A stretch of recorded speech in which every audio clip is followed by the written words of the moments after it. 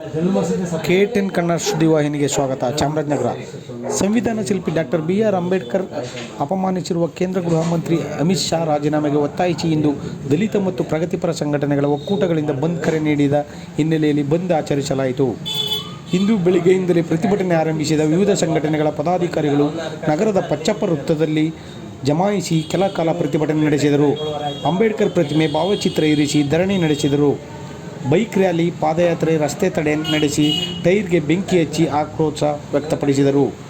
ಪಚ್ಚಪ್ಪ ಸರ್ಕಲ್ನಿಂದ ಆರಂಭವಾದ ಪ್ರತಿಭಟನಾ ಮೆರವಣಿಗೆ KSRTC ಬಸ್ ನಿಲ್ದಾಣ, ಅನ್ವರ್ ಪಾಸ ಸರ್ಕಲ್, ದೊಡ್ಡಂಗಡಿ ಬೀದಿ, ಚಿಕ್ಕಂಗಡಿ ಬೀದಿ, ಸಂತೆಮರಳಿ ಸರ್ಕಲ್, DVN ರಸ್ತೆ ಮೂಲಕ ಪಚ್ಚಪ್ಪ ಸರ್ಕಲ್ನಲ್ಲಿ ಧರಣಿ ನಡೆಸಿದರು.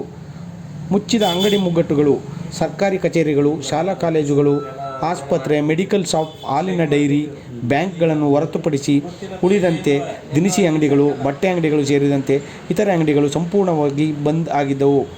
ತಾತ್ಕಾಲಿಕವಾಗಿ ಸಾರಿಗೆ ಸಂಚಾರ ಸ್ಥಗಿತಗೊಂಡಿದ್ದು, ಬೆಳಗ್ಗೆಯಿಂದ ಮೈಸೂರು, ಕೊಳ್ಳೇಗಾಲ, ತಮಿಳುನಾಡು ಕಡೆ KSRTC ಬಸ್ಗಳ ಓಡಾಟ ಇತ್ತು.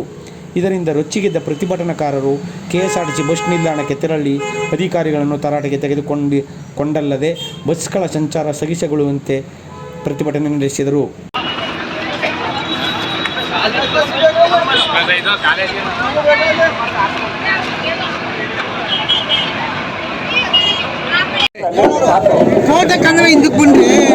ಹಿಂದಕ್ಕೆ ಬರ್ರಿ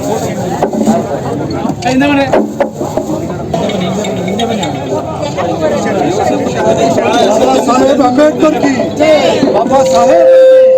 ಬಾಬಾ ಸಾಹೇಬರಿಗೆ.